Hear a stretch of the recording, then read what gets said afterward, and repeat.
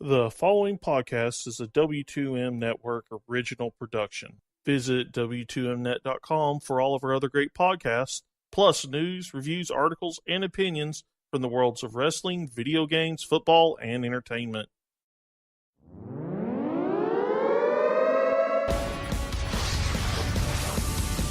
Wrestling to the Max, Smackdown Review.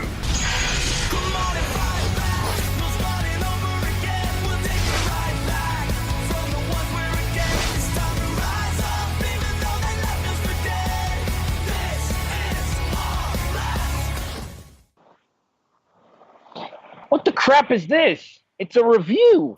Huh? We still do this? What? Yes, a very long Something's not right hiatus here. is finally over. Something's not right here. I'm feeling very Thanos to my Hulky. Very funny. That's actually culturally relevant right now. Yeah, it is. I'll take that one for my shout out for the evening. Good evening, afternoon, whenever you're listening, everybody, and welcome to the Wrestling to the Max Smackdown live review, actually being done right after Smackdown for September 18th, 2018. I am your host. My name is Harry Broadhurst. The voice that you hear, as mentioned, the Thanos to my Hulk, Brandon Biskobing. I don't know what to think of that.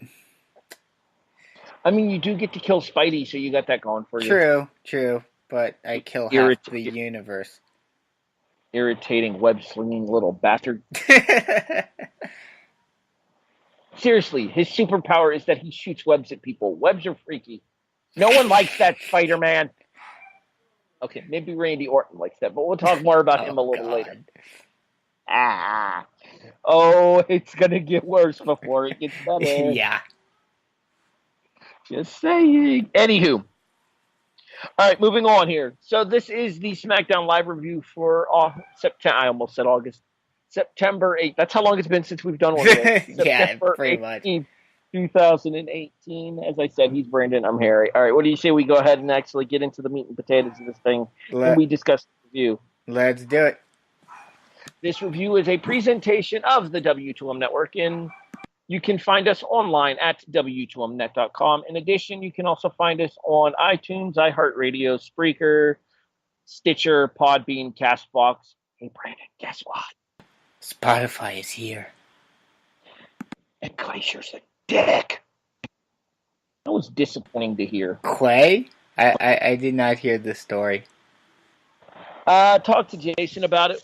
We'll talk to him more. Okay.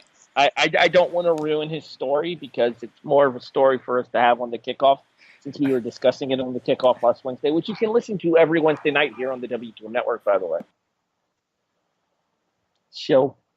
But anyway, you say we get into SmackDown then, shall we? Let's do it. All right, we're coming off of the Hell in a Cell pay-per-view, so real quick before we do SmackDown, let's open with our quick thoughts on Hell in a Cell. I was pleasantly surprised. I actually thought it was a pretty good little show.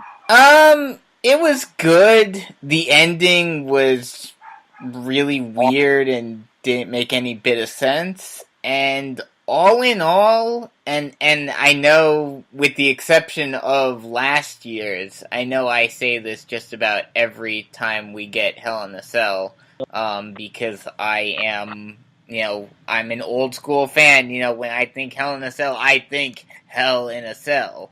But it, especially considering who was in one of the matches, which we are about to talk about, it was very underwhelming. Well, we'll get to the that particular match in a second here, because I do have some thoughts on that match there. But scale of 1 to 10, what would you have given Hell in a Cell? Probably 6.5, maybe 7 being generous. See, I actually came closer to an 8, and the only reason I went 8 is because the main event dragged it down a full point for me.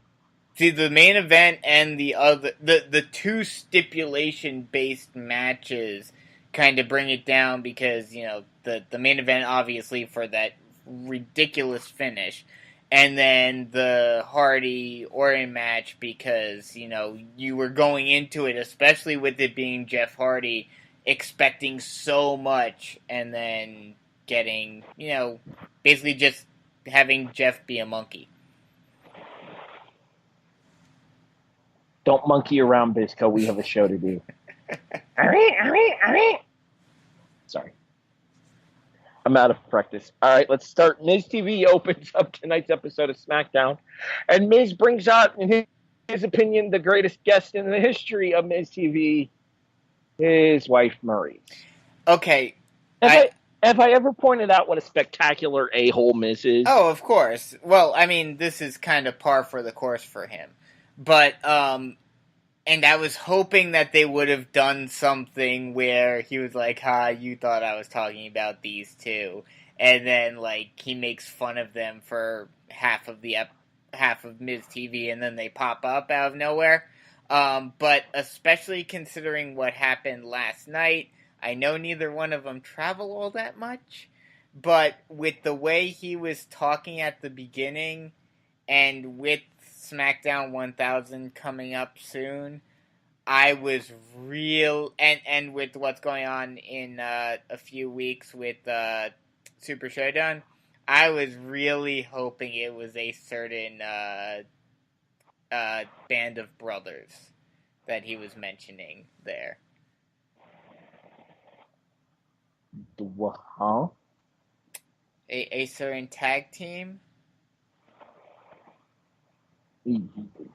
Oh, yeah, but he's on Raw now. Although, technically, he kind of shows up wherever he can do. wants to. Both of them can do whatever the hell they want because they're legends. I don't know if I'd go as far to say Kane is a legend. He's pretty damn close. That's debatable. And plus, didn't they as a team have their most recent success on SmackDown? That may be correct. That I'm not sure. I think it was on SmackDown during their run together in 2008, 2009. Mm-hmm. But that was at the same time. No, I think we'll see Taker and Kane at SmackDown 1000, but I don't think they needed to be on SmackDown tonight. Mm-hmm. The reason I say that is because this place...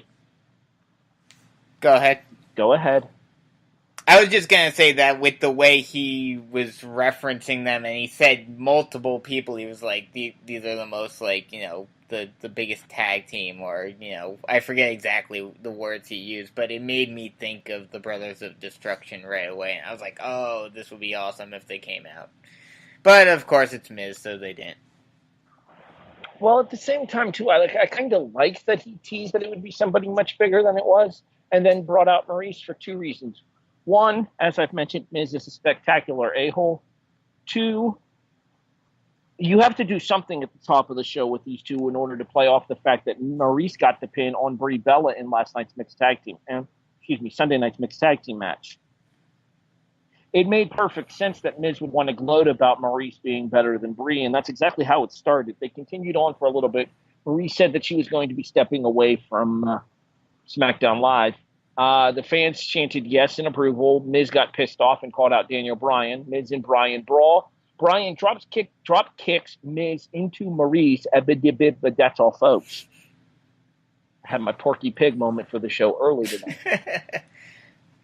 And Maurice sells it like a little sunbiscuit, doesn't she? Mm-hmm. EMTs come out. Miz gets a bottle of water. Maurice starts cheesing on the apron, rolling out, thinking she's fooled Bryan. Bryan is attempted to be attacked by Miz with the skull-crushing finale. Bryan counters out, and Miz stops from hitting Maurice a second time until Bryan knocks him into Maurice for a second time, sending Maurice to the floor. Bryan then clotheslines Miz out of the ring, and Bryan stands tall to end the segment. We do get the official announcement that Miz and Bryan is a de facto #1 contenders match at Super Showdown. Your thoughts on the opening segment? I mean, the opening segment was okay. I mean, the bait and switch for Miz, it is, you know, typical Miz, and, you know, it's what you expect from him. The whole, again, this was just very typical, you know, it's what you expect from Miz and Maurice, you know, Miz, you know, baiting and switching the fans, Maurice, you know, faking an injury, all of that. It was just there basically to set up the match at Super Showdown, which will definitely be an interesting match. I think this is going to definitely be the best match out of the ones that they've had so far because, there's actual stakes on the line. And it's going to be interesting to see where they end up getting that title shot. My assumption is Survivor Series, although TLC wouldn't surprise me. The only thing about Survivor Series is that, granted, and I don't know if I should mention it now or later, but, I don't know what's going to happen at Survivor Series, but, you would expect some sort of tag match. Well, not to mention, too, you have Crown Jewel in the in-between as well. Mm-hmm.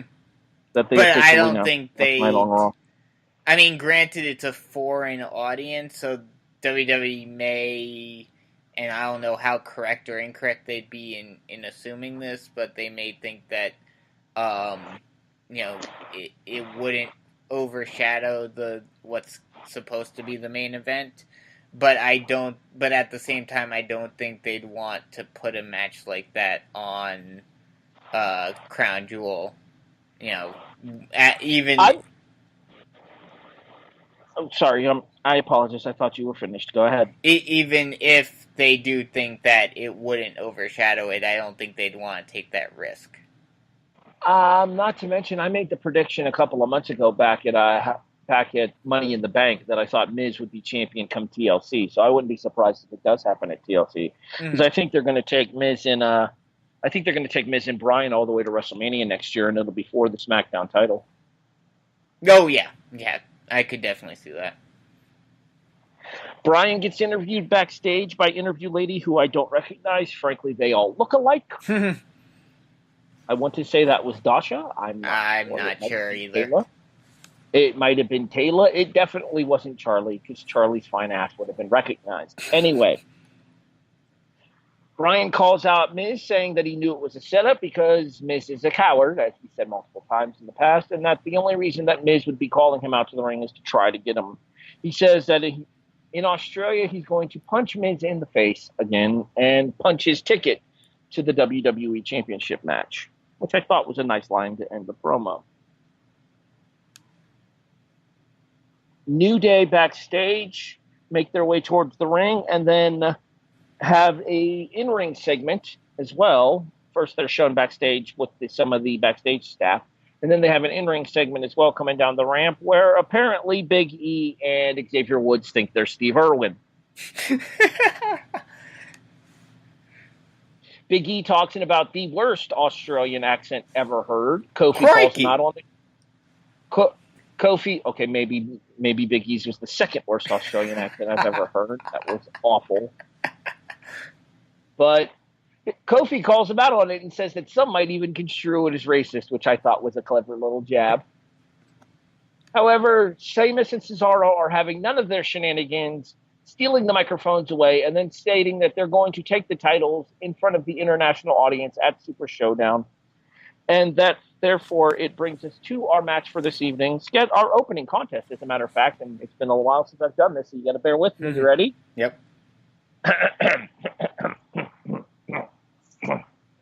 Our opening contest, scheduled for one fall. One fall. Feels good. Is Cesaro and Kofi Kingston, where in 7 minutes and 15 seconds, about 4 of which was shown because we started the match in a commercial break, Cesaro picks up the pinfall win on Kingston with the neutralizer. Obviously, the teaming for Super Showdown is probably going to be Big E and Xavier because that's why they had Kofi in this match here. But your thoughts on... excuse me. I lost my train of thought there for a second. I'm good. It's been a long day. Your thoughts on Cesaro getting some momentum for the bar going into the tag team title match at the Super Showdown? I think it's one of those situations where they're giving the bar some momentum, especially considering they haven't been on TV in a while overall. I know they obviously were in the number one contenders match and they were in a few matches previously. But for the most part, ever since they've come over from Raw over to SmackDown, they haven't really done all that much. So I'm sure, especially some of the more casual fans, forget that they were the tag champs for a while and all of that. So they're kind of giving them some momentum to kind of get them back into the forefront, to make them seem like a threat to the New Day, moving into Super Showdown. One thing about the match, real quick, maybe this was just me, maybe it is just for the reason that I just stated, that we haven't seen them in so long, and I haven't seen a neutralizer get hit in a while, but it looked like he hit it weirdly. It looked like he hit, like, basically a weird Styles clash, pretty much. Well, the neutralizer has always been like a pancake pile driver, where he gets the guy in the pile driver position, lifts him up, and then falls forward with him. So it is basically like a Styles clash. Mm. It just looked different than how we've seen it in the past. Or at least that's what it seemed to me, at least. My issue is having the neutralizer and the Styles clash on the same show. Yes. Oh, agreed. They're such similar maneuvers, and we saw both of them finish matches tonight. Mm-hmm. Spoiler alert, sorry. Aiden English and Rusev have words backstage over what happened on the pre-show for the tag team titles. Rusev tells Aiden to stay away from the ring tonight. Aiden says that he's trying his best, and Rusev tells Aiden that if you're trying your best, then honestly your best isn't good enough. Rusev and Lana walk away. Aiden English rants and raves to a production assistant backstage. Lana hears him and goes off to narc to Rusev, with Aiden English following in hot pursuit. Want to just touch on all of this when we get to the match itself? Yeah, might as well. Because it's it's next anyway. No, there's something in between. Oh, I thought that was the next. Randy Orton. Oh, right. Randy Orton's overtaken the production truck, wanting to see highlights of his match with Jeff Hardy. Frankly, I'd like to see highlights from his match with Jeff Hardy, because there were none! Yeah, really. Other than Jeff trying to be a monkey. It was a hardcore match inside a Hell in a Cell is what it was. Pretty much. Like, it wasn't even a Hell in a Cell match. They barely used the cage. They basically only used the weapons and stuff that were under the ring. Mm-hmm. You have a cage right there! I gotta switch to decaf before I do these shows. But I agree with you. Especially, I mean, like I said, especially considering it was Jeff Hardy. I was... you were expecting something insane, and you really didn't get it. I will say this much, though. That screwdriver with the ear... Oh, God. Oh, that was... Oh. I never thought he could ramp that up, and then he proceeded to do it. I mean, don't get me wrong. I by no means have a sensitive stomach, but I was eating Subway Eat Fresh while we were watching the show. And even I had to push my sandwich away for a little bit during that segment. Yeah, I was glad I ate beforehand. The production assistant is doing his best audition for kinkmen.com. Don't look that up if you're at work or if you're a straight male. As his constant whimpering yes sir sound like something from an adult... how do I put this politely? An adult guys loving guys video session? Politely? Yeah, that sums it up. I'm going to get in a ton of trouble for this, and I really don't care, because that's what it came off to for me, and I calls him like I sees him. AJ Styles interview where he talks about the situation with Samoa Joe, talking about the fact that, yes, he did tap, but perhaps the fact that the referee didn't notice the tap was karma towards Joe. They will settle their differences once and for all at Super Showdown, but for now, AJ needs to stop focusing on Joe because he gets Andrade Cien Almas a little bit later on in tonight's episode of SmackDown. And we get a stipulation for that match. They do announce that there's no disqualifications, no countouts. Yes. So it's basically a street fight. Yep, pretty much. I don't know why they couldn't just say street fight. Well, because you know that WWE, they only use the specific names when they feel like it. Or when it's Extreme Rules. Exactly. Lana tries to warn Rusev about the impending Benedict Arnold that is Aiden English. Rusev tells her to wait her turn and tells English to sing him to the ring. Our second contest, scheduled for one fall. One fall. is the U.S. title match where Shinsuke Nakamura defends against Rusev. Yeah, you kind of see the writing on the wall on this one. Oh, yeah. At the end of the match, English hops up onto the apron, tells Rusev Crush to go for the accolade. Rusev is distracted by English jumping up onto the apron. He's distracted by by English jumping up onto the thing that beat Northwestern on Saturday, apparently. Oh, that was Akron.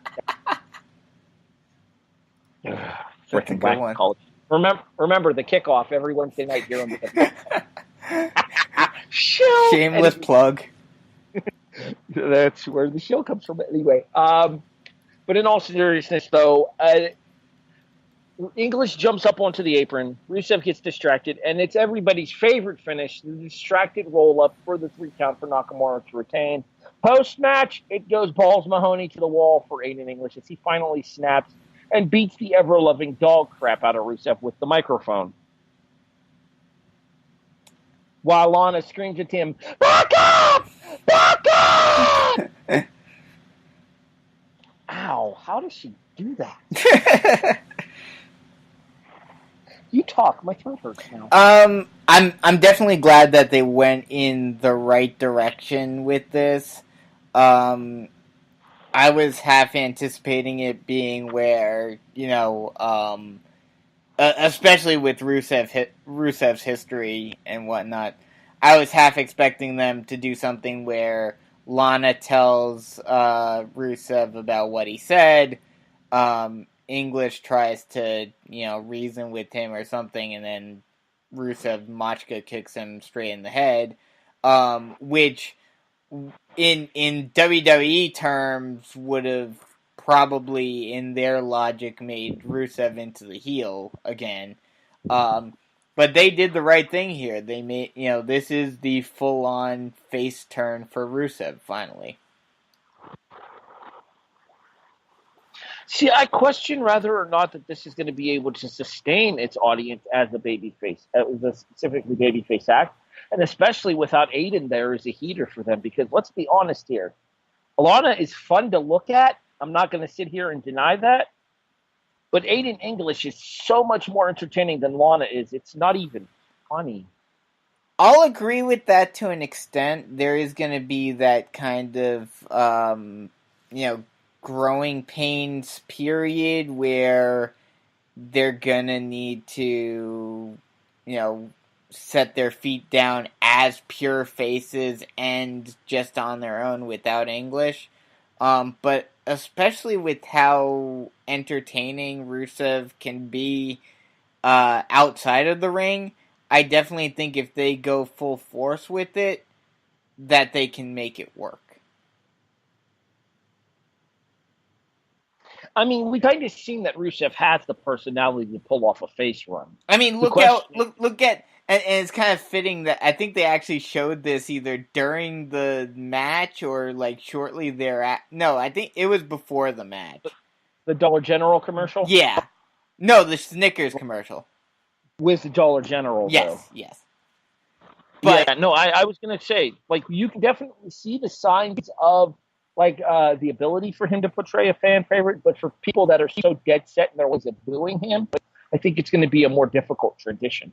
Well, but that's what I'm saying. It's going to take some work to get the people who have been so conditioned to boo him throughout his entire WWE run to change their ways. They may even need to change his song and whatnot.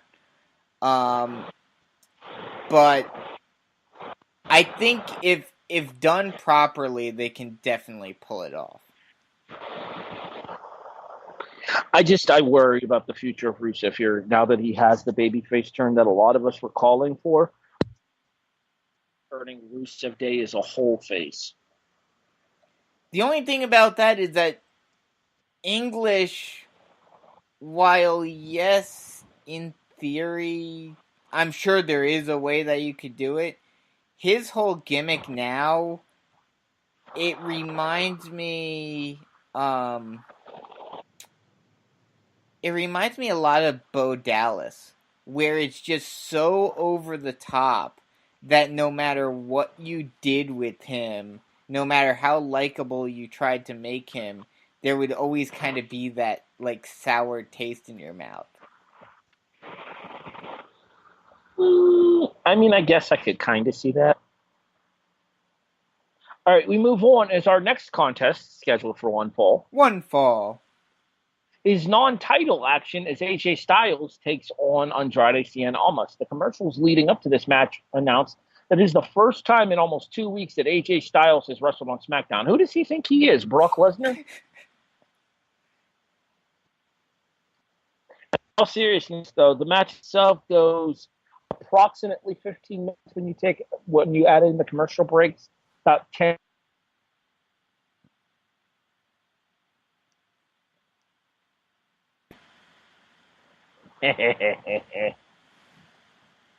Anyway, the match itself goes like 15 minutes, about 10 of which was aired when you take away the commercial breaks, and is basically the Andrade and AJ match that we saw a couple of months ago here on TV when Vince McMahon first decided that he actually liked Andrade Cien Almas. Are you starting to come around on Andrade yet, Brandon? As a wrestler, outside of his gimmick, I guess. I mean, he's doing better in the sense that, you know, it's not just Vega all the time. I don't know about you, but I would be okay with all Vega all the time. Not when she's able to do whatever the hell she wants, and no one can do anything about it. Not what I meant. Thanks for stepping on that line. Appreciate it. Carry on. Yes. No selling some biscuit. Yep. The match itself, as mentioned earlier, again, hashtag spoiler alert, AJ Styles picks up the pinfall victory with the Styles Clash. Surprised to see AJ using the Clash as a regular finish once again? No, I think it's one of those things where the guys who have been in the indies or are experienced enough to know how to take it, they allow him to use it against. And then some of the guys who may not necessarily be as comfortable taking it are the ones that he uses a phenomenal forearm for. I mean, that seems fair enough to me, at least. All right. Post-match, AJ Styles is attacked by Samoa Joe. Well, that makes sense. They do have a match to build towards at the Super Showdown here in, 11 days? 14 days? I don't know the exact number. Yeah, something like that. Well, I think it's about like 14. 16, I think. 16, yeah, because it's on the 6th. Okay, so that sounds about right. Today's the 18th. There are 30 days in September. 18. Yeah, 18 days. There we go. Math. Yeah. Took me a second, but I was able to do it. All right. I can't believe I'm about to utter these words. Our main event, scheduled for one fall, is Asuka versus Peyton or Billy Roy. Wow. I got the wrong iconic in this match. Let's try that again. Rewind. Our main event, scheduled for one fall, is Asuka versus Billy Kay. That's the best you got, Road Dogg? Well, I mean, one half of that makes sense. Do not take this as a slight to the Iconics. Do not take this as a slight to Asuka, because it's not. And I understand kind of what they're doing by putting this match right before the actual main event segment, which we'll get to in a few seconds. But at the same time I think when people go to these episodes of TV tapings and they talk to their friends about the TV tapings that they want to, a lot of times, invariably, you're going to get asked the question, so what was the main event? Asuka versus Billy Kay? I mean, Tell me wrong. Well, here's another thing, and you're gonna hate me for saying it, but you know I'm right. Be prepared for a lot of this over the next month and a half. No, I wouldn't be surprised if they focus more on the women over the next course of the Mixed Match Challenge run. Well, no, not just that. There are 3 reasons. 2 that... One that's decent, one that I'm perfectly fine with, and the third that is not so good. I'm listening. Mixed match challenge, followed by Evolution, and then followed by Crown Jewels. Well, yeah, I mean, with them going back over to Saudi Arabia and the women not able to go, they're going to try to diminish that by saying, hey, we're putting them into the main event and they have their own pay-per-view. I guess I can kind of see where you're coming from with that. Doesn't make it any better to us right now, especially as weekly episodic TV reviewers, but I get where you're coming from. Mm-hmm. And at the same time, if you're having to sacrifice your television shows in order to get that paycheck, maybe that paycheck's not as worth it as you thought it was. Yeah, well, but that's what WWE thinks. They're thinking, let's make our money, but, lessen the blow of what we're doing by, putting the women first before we go over. Evolution. Sorry. If this were the reaction, I would be playing my line in the sand clip right about here. So, just saying. The match itself. Go ahead. Go ahead. I was just going to discuss the match real quick, but if you had another thing to touch on, go ahead. You can get the knocked out of the way real quick. Yeah, let me just knock one thing out real quick, and I don't know if this is just kind of a one-off aesthetics thing, or if it's because of Mixed Match Challenge. I'm hoping I'm not looking too far into this, but especially with the co-branded shows, and honestly, with the Fox deal, I feel like it could go in one of two ways. But did you notice something different about the set tonight? Can't say that I did. Ropes. Still can't say I noticed. They were white. Well, I'm assuming that that's probably for the Facebook Watch thing. Okay. That was kind of my, hopefully, my optimistic thought. But, I've been saying since the beginning of the year when they went back to co-branded pay-per-views, I have a bad feeling that the brand split is not long for this world. And I think it's more Mixed Match Challenge involved here because they definitely seem to be trying to keep the people from interacting with each other unless it's at pay-per-views. Mm-hmm. And then I think they're going to set up a Raw versus SmackDown final for Mixed Match Challenge. I can't English today. And that was part of the reason why I mentioned the whole Survivor Series thing is, if they are trying to fade away from the brand split, we may not necessarily get the Raw versus SmackDown matches that we have in the past couple of years.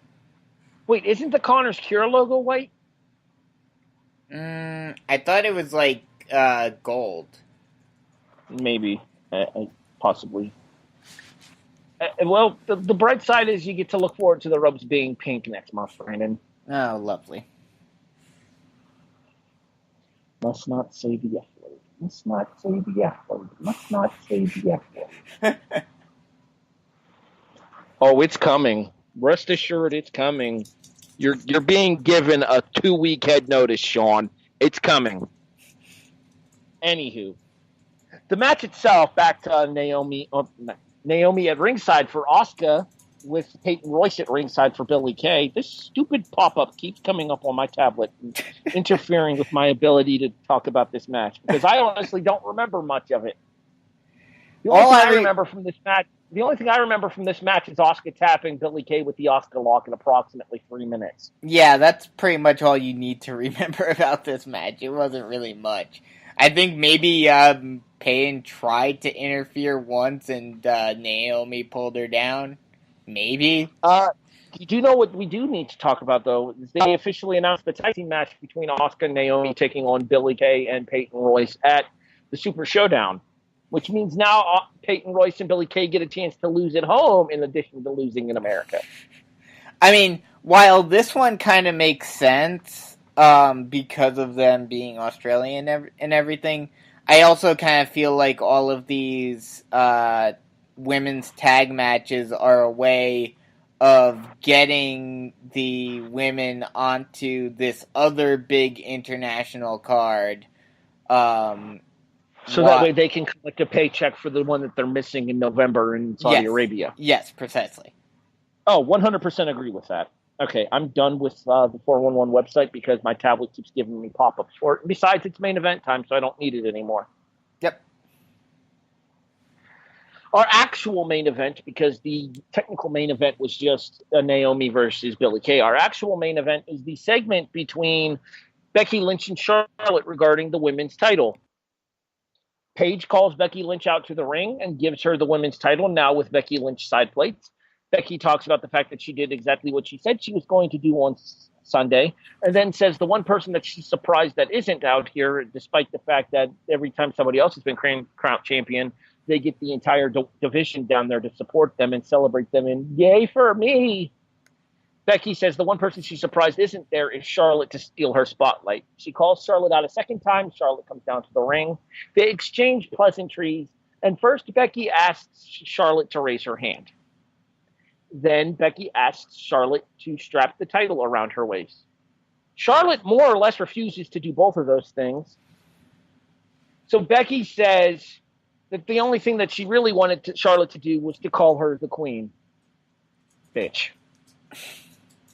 That sets off Charlotte because apparently the B word is offensive towards women again. I guess coming from another. I thought they took ownership of that back, but what do I know? I'm a 33-year-old dude who lives in Ohio. What do I know about women's rights?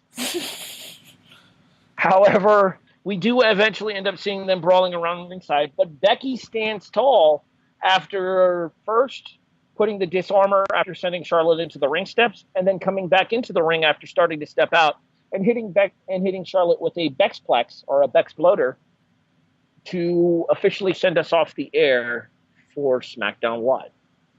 Your thoughts on our main event segment? I mean, it was okay. It's kind of, well, that's the thing about this is that you didn't really know what to expect going into this. Personally, I kind of expected this because even though WWE is trying to say, oh yeah, you can cheer and boo whoever the hell you want, in story and in their world, they're still going to try to make Becky into the heel. It's not going to work, and they need to just admit that, but, we're still going to get Becky doing dastardly things for the next, however long this lasts, to try to build up some sort of sympathy for Charlotte. Yeah, they're doing a fantastic job of keeping Becky babyface if that's what their intention is. No, that's not their intention whatsoever. Well, that's what's coming. It's coming off as, because Becky's coming off as the babyface in this whole thing here. Becky laying out Charlotte wasn't dastardly. Charlotte attacked Becky. Becky stood up for herself and stood tall at the end of the show. True, but the way they're portraying it is the other way. They want to portray it is the other way. The way it's actually coming off is that Becky is a superhero and Charlotte is this massive, evil, rage-filled bitch who's mad that Becky took her title. When it's theoretically supposed to be the other way around after going into tonight, was it not? Mm-hmm.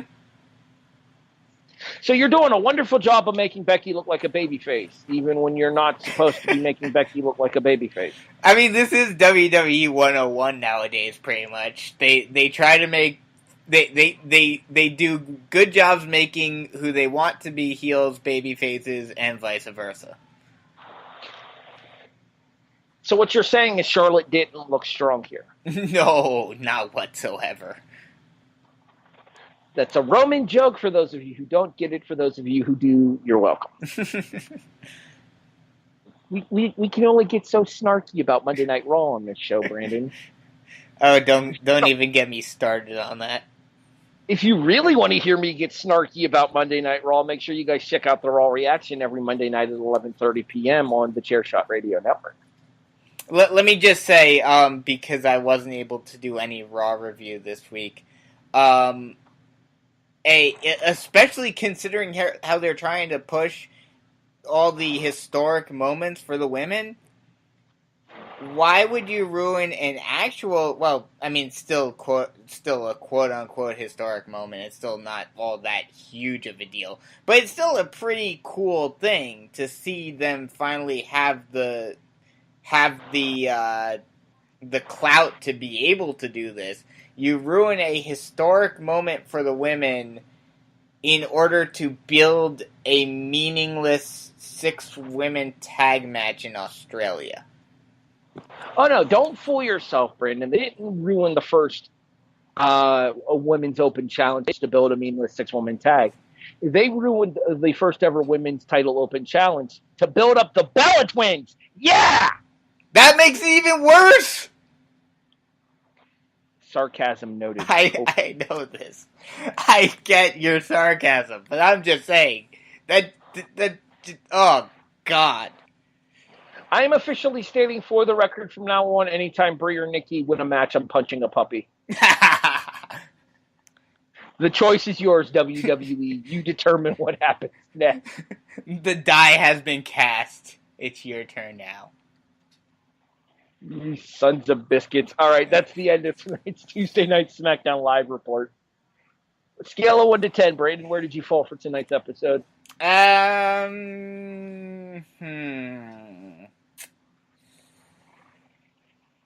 I'll give it a 7, and that's being nice. The Rusev Shinsuke stuff and the whole Rusev Day stuff, that was the most interesting part of the show, by far. Everything else was just kind of meh. It was just kind of there.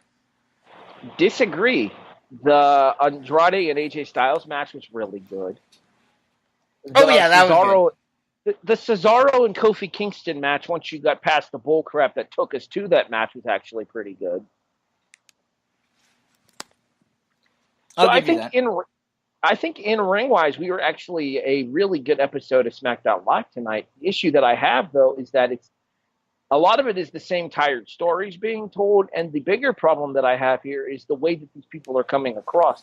AJ Styles comes off as a lucky champion right now because of what happened on Sunday night. Mm-hmm. The New Day come off as, well, frankly, at this point, stale, if I'm being honest with you.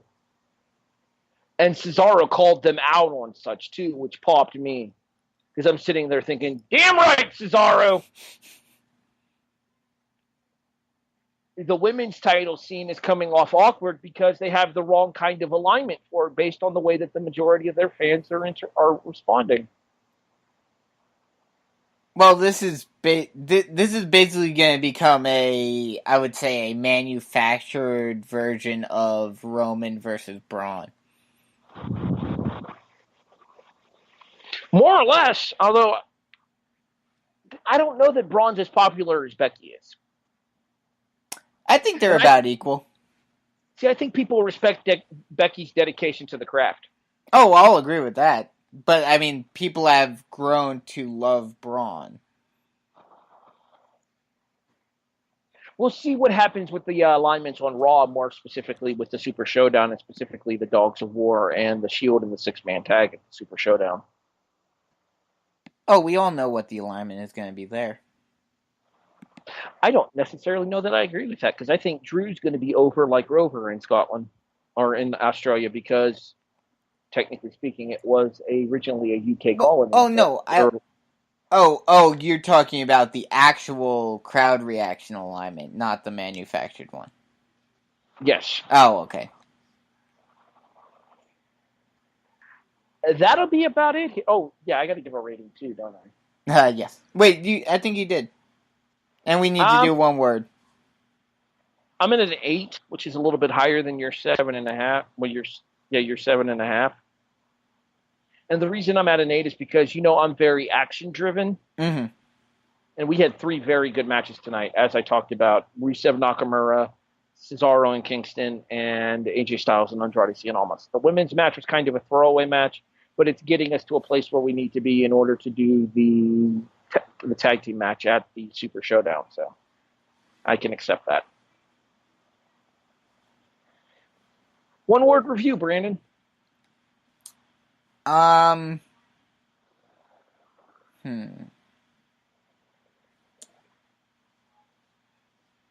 I'll say progression. A lot of this was progressing things or starting new things. The Shinsuke match, the Shinsuke Rusev match, was there to finalize the breakup of Rusev Day and begin whatever's next for the three of them.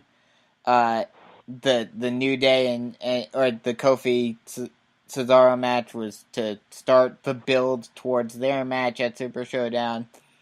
AJ Almas was there for Joe to attack and to continue that feud.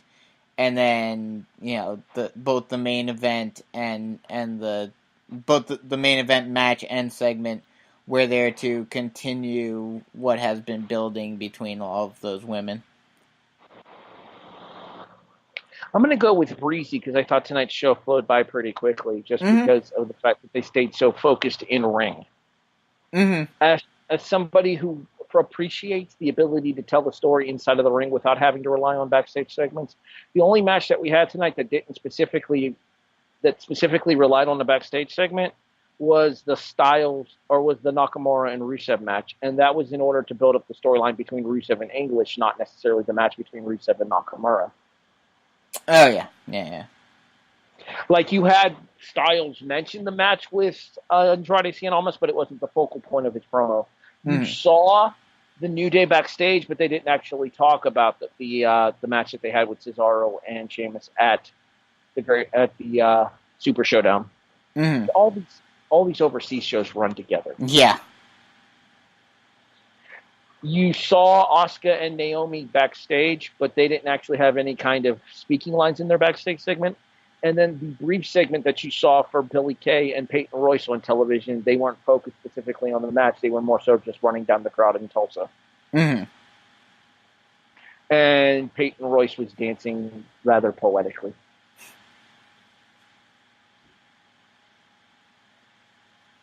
I feel like we have plugs, Brandon. Let's get to our plugs. What's going on for the Chaos tomorrow? What do you mean? What's going on for the Chaos? You mean NXT 205 and Mae Young Classic? Yes. Well, we still have to review the first 2 episodes of the Mae Young Classic. We Yes. haven't done those yet. So, I mean, there's that. I feel like we're going to have to use Thursday to catch up on the Mae Young Classic. Yes, probably. Assuming you don't have anything scheduled. No, I do not. Right, maybe we can do like a Mae Young super catch-up special, like do episodes 1 and 2 together, and then we can do NXT and Mae Young Okay. together. And then we'll throw 205 in there, I guess. We'll figure it out.